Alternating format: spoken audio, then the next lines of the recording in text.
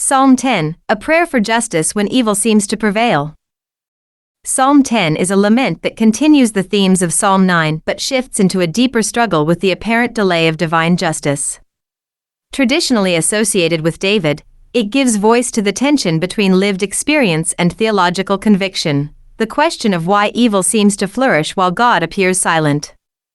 The psalm opens with a piercing question, verse 1: Why does God seem distant in times of trouble? This expression of confusion does not signal disbelief but rather honest engagement with suffering. The sense of divine hiddenness becomes the emotional starting point of the prayer, where the gap between belief in God's justice and the reality of injustice is openly acknowledged. Verses 2 to 11 describe in detail the behavior and mindset of the wicked. They are portrayed as proud, oppressive, and exploitative, especially toward the vulnerable. Their actions include deceit, violence, and manipulation, while their inner attitude is marked by self-sufficiency and denial of accountability. Most striking is their assumption that they will not be held to account. They live as though moral oversight does not exist, convinced that wrongdoing will go unseen. This section highlights not only individual sin but a broader pattern of corruption in which the weak are systematically harmed. In verses 12 to 15, the tone turns from description to urgent petition. The speaker calls on God to act decisively, asking that divine intervention break the power of the wicked and defend the helpless. The imagery of breaking strength symbolizes the removal of oppressive influence rather than personal revenge. This prayer reflects a desire for moral order to be restored, where injustice no longer has the upper hand, and where the suffering of the vulnerable is no longer ignored.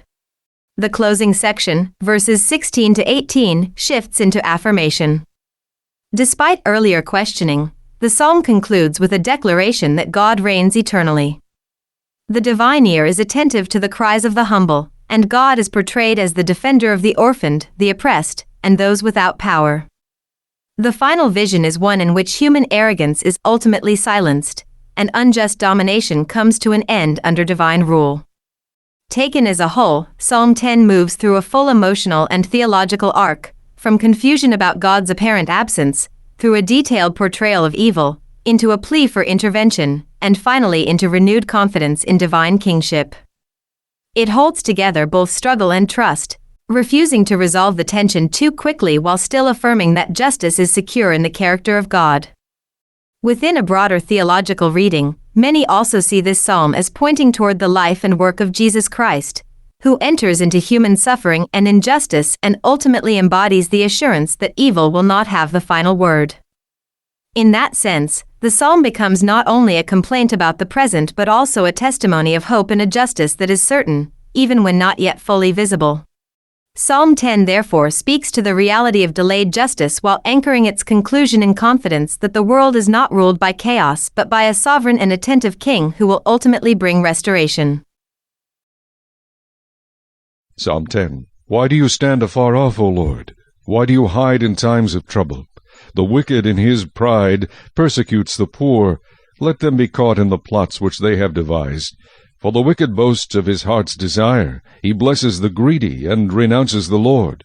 The wicked in his proud countenance does not seek God. God is in none of his thoughts. His ways are always prospering. Your judgments are far above, out of his sight. As for all his enemies, he sneers at them. He has said in his heart, I shall not be moved. I shall never be in adversity. His mouth is full of cursing and deceit and oppression. Under his tongue is trouble and iniquity. He sits in the lurking places of the villages. In the secret places he murders the innocent. His eyes are secretly fixed on the helpless. He lies in wait secretly, as a lion in his den. He lies in wait to catch the poor. He catches the poor when he draws him into his net. So he crouches, he lies low, that the helpless may fall by his strength. He has said in his heart, God is forgotten. He hides his face, he will never see. Arise, O Lord, O God, lift up your hand. Do not forget the humble. Why do the wicked renounce God? He has said in his heart, You will not require an account.